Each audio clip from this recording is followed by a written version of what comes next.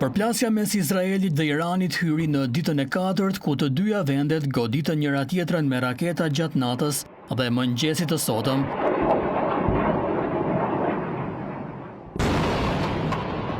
Teherani kreu një valë të re sulmesh raketore ndaj Izraelit mëngjesin e së hënës, duke nxitur lëshimin e sirenave për sulm ajrore në mbar Izraelin, teksa shërbimet e emergjencës raportuan për të paktën 8 të vrarë, rreth 300 të tjerë u plagosën gjatë bombardimeve iraniane.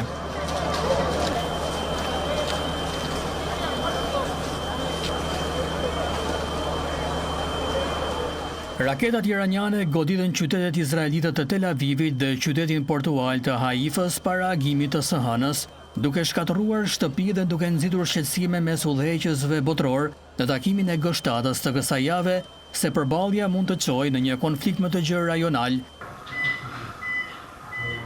Raketat iraniane dëmtuan mes të tjerash një sinagogë të besimit hebre, një shkollë në një zonë rezidenciale në Izrael.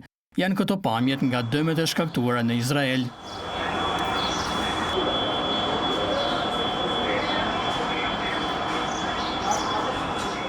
Garda revolucionare e Iranit tha se në sulmin e fundit u përdor një metodë re që bëri që sistemet mbrojtëse shumë shtresore të Izraelit të shënjestroni njëra tjetrën, duke i mundësuar Iranit të godiste me sukses shumë objektiva. Në Izrael, numri i përgjithshëm i viktimave ka arritur në 18.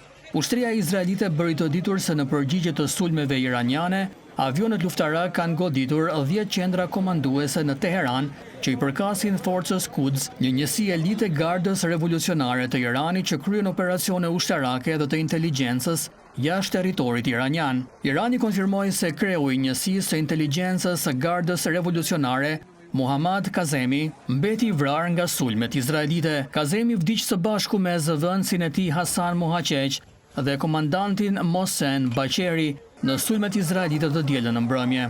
Izraeli argumenton se sulmet e tij ndaj udhëheqësve kryesor ushtarak të Iranit, uzinave të pasurimit të uraniumit dhe shkencëtarëve bërthamor janë të domosdoshme për të ndaluar Iranin nga zhvillimi i armëve bërthamore.